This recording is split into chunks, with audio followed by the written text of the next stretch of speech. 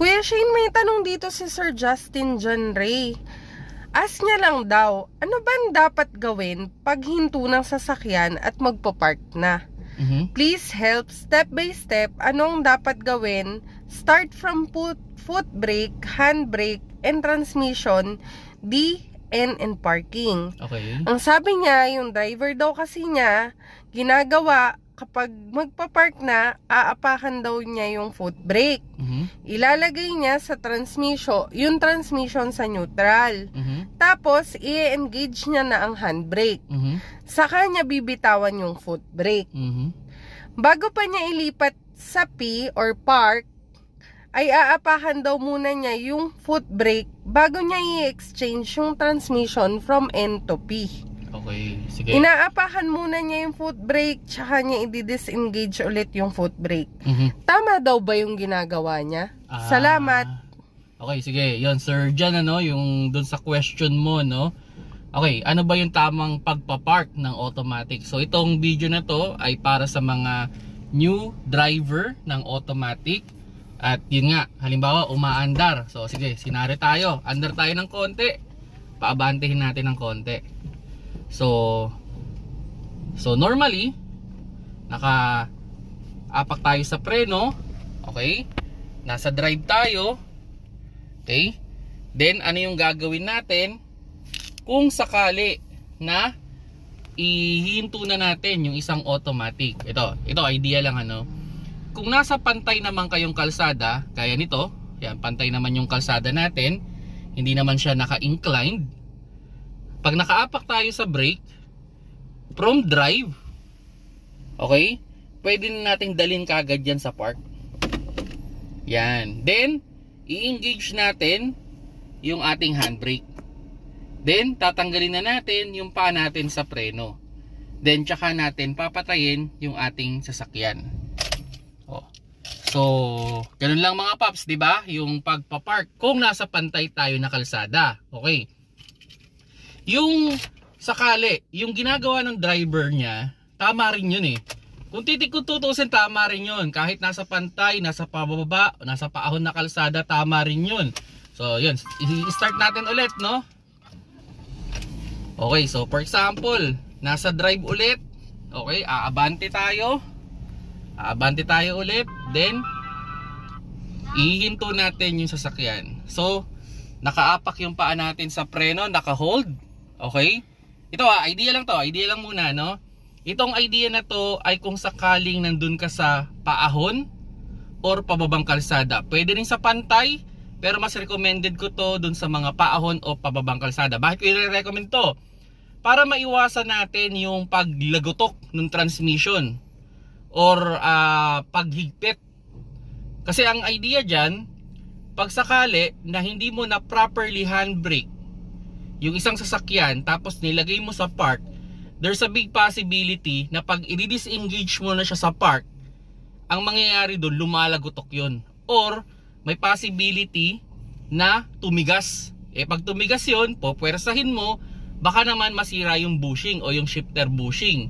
So ang ending, pwede magka-problema yung sasakyan. So ito yung pangalawang ginawa niya. So halimbawa, yan, naka-hold yung pa ako sa preno. So ang gagawin ko muna, ilalagay ko siya sa neutral. Yan, nasa neutral na siya. I-engage natin yung ating handbrake. Okay, so naka-engage na yung handbrake natin.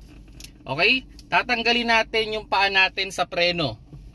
Nakatanggal na yung paa natin sa preno. Bakit natin tinanggal yung paa natin sa preno? Para ma-determine natin o ma-sure natin na hindi na umaatras or umaabante yung sasakyan. Now, aapakan natin, pag na-sure na natin na nakaapak na, hindi na umaabante o umaatras yung sasakyan sa pagkakapark natin, sigurado na tayo na yung handbrake na yung nag-hold ng ating sasakyan para hindi umandar. Aapakan natin ulit yung preno, then tsaka natin ilalagay sa park. Then papatay na natin yung makina. So overall, Kuya Shane, tama naman yung ginagawa pala ng driver niya, no? Ganun pala yun. Overall, tama yung ginagawa ng driver niya. Wala namang problema dun sa sistema. Pero kung nasa pantay naman na kalsada, kahit from drive, diretso niya sa park, i-handbrake niya, okay lang. Kasi yun nga, hindi naman siya pwedeng umandar ng pababa or paakyat. Pero yun nga, yung pagdaan sa neutral at pag handbrake ng tama, dapat yung ginagawa talaga natin yan dun sa time na nasa pababa or aakyat tayo na kalsada. Ito, siguro isang question dyan, ano? Paano kung nasa reverse? Diba? Nasa reverse, kailangan bang ilagay muna sa neutral bago ilagay sa park? Okay, technically, mas recommended, basta nasa incline kayong location, dalhin nyo muna siya sa neutral, itaas ninyo yung handbrake, then, tsaka nyo siya ilagay sa park. Ang idea doon, para itong shifter na to, hindi siya tumigas. Kasi may mga possibility, pagtagal, halimbawa, ang nag-hold ng weight para hindi umandar yung sasakyan, yung ating transmission o yung tinatawag na parking pole.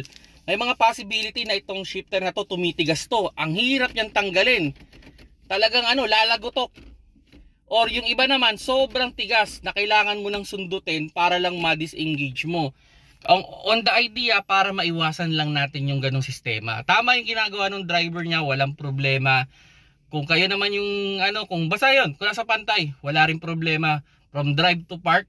Pero kung nasa inclined, again, mas okay na idaan natin sa ating neutral. So, yung kasi pinagkaiba, yung neutral, freely yun. Kumbaga, pag naka-neutral kasi yung ating transmission, wala siyang locking mechanism. So, pwede siyang umabante or umatras.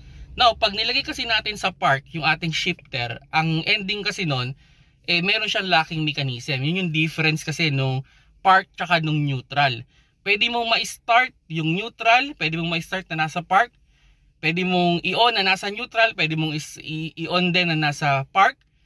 Pero ang pinagkaiba talaga nila, yung park may locking mechanism na nag-i-engage, yung neutral naman nagiging free wheel yung gulong. So yun yung pinaka-idea with regards dun sa ginagawa ng driver niya para maiwasan lang talaga yung paglagotok or paghigpit ng shifter na safety para sa mga transmission natin. Pero meron bang mga kotse na talagang yun yung should be na unang gawin? Kasi 'di ba may mga kotse na bago mo nga ma-start, kailangan foot brake ka muna tapos tsaka mo i-start.